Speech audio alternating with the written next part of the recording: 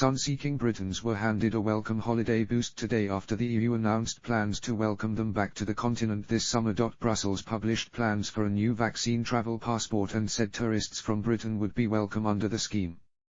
Bureaucrats also hinted they could soon drop a bloc-wide travel ban on Britons to the continent because of our hugely successful rollout of COVID jabs. Announcing the plans, the European Commission said its so-called digital green certificate will be up and running by June. Holiday hotspots, such as Greece, Portugal, Spain, will be allowed to use them to welcome hordes from Britons in a bid to reboot their pandemic-stricken tourism industries.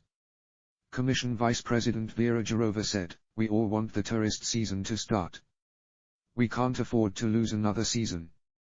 Tourism, and also culture and other sectors that are dependent on tourism, terribly suffer. We're talking about tens of millions of jobs." Under the plans, UK holidaymakers will be allowed to apply for a European vaccines passport to allow a summertime trip to the continent. But in the medium term, Brussels said it would work with foreign governments in order to recognise their own jabs certificates.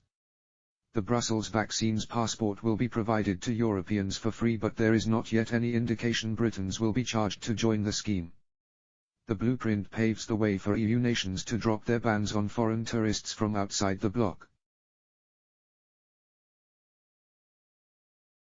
Bureaucrats said they would take notes of countries, such as Britain, with highly successful rollouts of vaccines. The Council should remain attentive to the evolution of the situation in countries outside the EU, the Commission plan says.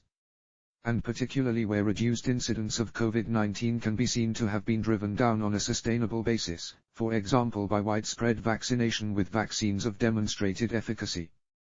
Brussels is yet to set out a timeline for when Britons will be able to take advantage of the scheme, but it is expected to be in place before the summer. An EU official said, "The certificates are meant to support free movement within the EU.